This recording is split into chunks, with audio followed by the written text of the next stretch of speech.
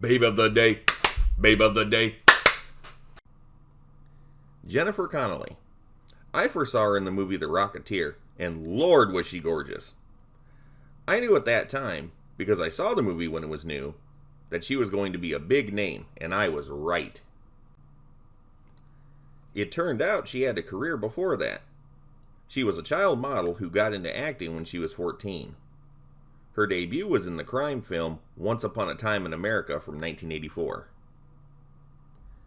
She got a starring role in her second film, the Italian-made horror movie Phenomena from 1985. Jennifer was also the lead in her next movie, a teen dramedy called 7 Minutes in Heaven. The movie was filmed in 1984, but was not released until 1986, and even then, it went straight to cable. All three of her movies are known by a lot of people these days, and have their audience, but at the time they all kind of flew under the radar. I like how Jennifer plays her characters. It would seem that she cares about them, and wants you to have at least a little bit of sympathy for her characters too. She has never given a flat performance. Her next movie would prove to be a turning point. Jennifer starred in Labyrinth from 1986, opposite David Bowie. It was a musical fantasy film directed by Jim Henson. I'm a huge Jim Henson fan, and always will be. The Muppets have not been the same since he died. But this movie is weird, and doesn't even seem like Jim. It was the second of two major non-Muppet projects he embarked upon in the 1980s. Jennifer plays a 16-year-old girl who ventures into a fantasy land to save her infant brother from David Bowie, who plays a Goblin King. She has 13 hours to find her way through the labyrinth before her brother is turned into a goblin forever. And yes, the movie does have a happy ending. The movie did not do well in America at the time, but ended up turning a profit on the international market. The performance of the movie bummed out Jim Henson so much that he never directed a film again. Since 1986, the movie has developed a large cult following and is now deemed a classic. It's not the worst movie I've ever seen, but I just don't think it's that good. Jennifer was in 4 movies after this, 3 of which she was the female lead. All of them bombed. The last of this group of 4, however, would become a bit more popular later on. This was the romantic comedy Career Opportunities from 1991. Why did Career Opportunities bomb at the time? It was written by John Hughes, who had a streak of hit movies of this sort in the 1980s. It had a number of other well-known actors, including John Candy in a small part. For some reason, it just didn't take. Years on, though, it became quite easy to find on home media, and people seemed to watch it for the sake of Jennifer Connelly. One thing was clear. By the time this movie came out, Jennifer was all grown up. In the movie trailer, they showed a scene of Jennifer riding a horse. Yeah, the bounce effect. I do think this helped land her next movie, The Rocketeer. First of all, I love the Rocketeer movie. Always did. Even though Disney made it, The Rocketeer was based on an independent comic book series. The comic book first came out in 1982, and its creator, Dave Stevens, worked on getting it made into a movie almost immediately. It took until 1991 for that to happen. I'm actually surprised Disney would have touched this small property at the time. The movie is set in 1938. A stunt pilot named Cliff finds a rocket pack. The Nazis want it. A famous Hollywood actor named Neville Sinclair is secretly a Nazi spy. He uses Cliff's girlfriend, Jenny, an aspiring actress, as leverage to get the rocket pack. Meanwhile, Cliff wears a protective helmet while using the rocket pack and does all kinds of heroic things until he saves the day. He is given the name The Rocketeer by the public. The Rocketeer didn't necessarily bomb in theaters, but it didn't turn much profit and was deemed a commercial disappointment. The movie was aggressively promoted in advertising and merchandise. Plus, it had a comic book following, so I'm surprised by its performance. But a lot of people did like the movie, then and now, and have been clamoring for a sequel. A Rocketeer sequel has been valued for a long time, but if Jennifer Connelly isn't in it, I'm not interested. I don't think she could have looked any hotter than she did in this movie. The white dress she wears is outstanding.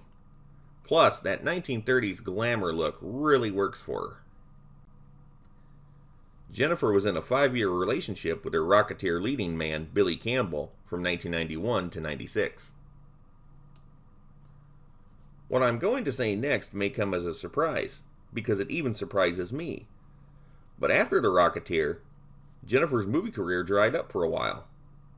Nowadays, The Rocketeer is one of her most popular early movies, but it certainly didn't propel her to superstardom right away. As a matter of fact, she didn't make another movie for 3 years. Even then, it wasn't a hit.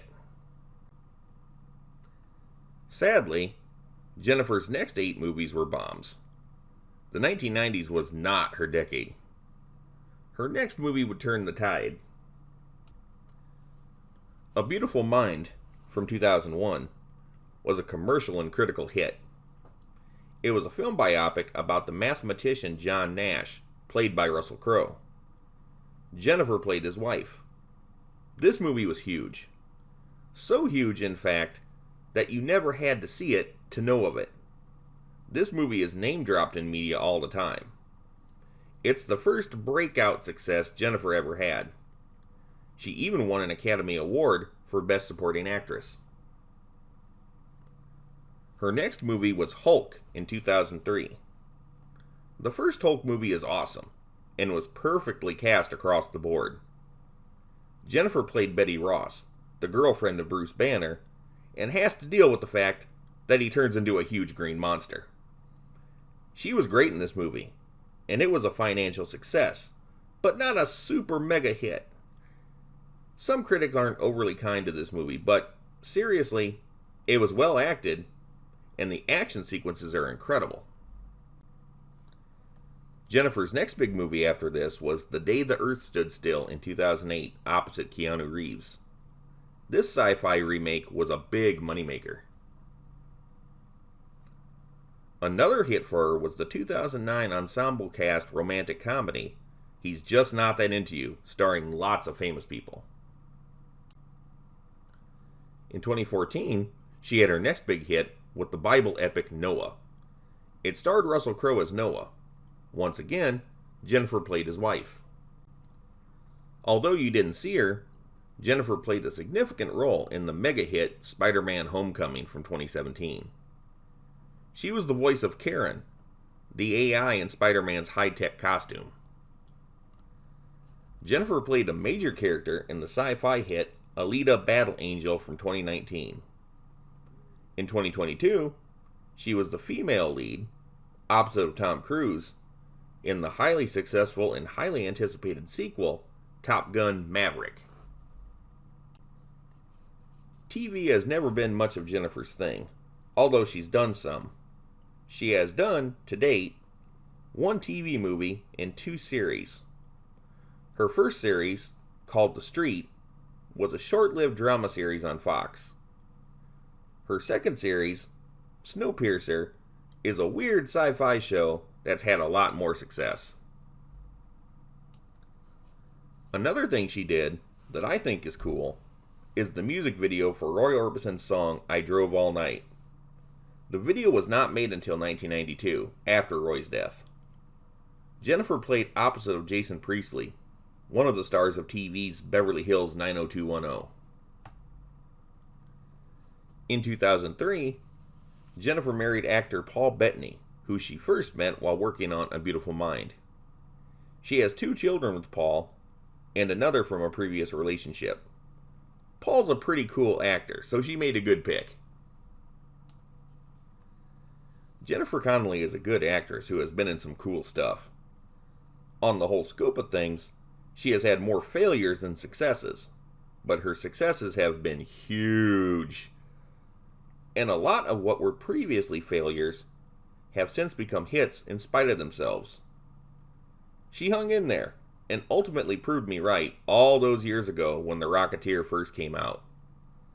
I don't gamble, but if I did, I would have bet on her becoming a star, and I would have made tons of money. Oh well. For now and forever, Jennifer Connelly is a true babe of the day, babe of the day,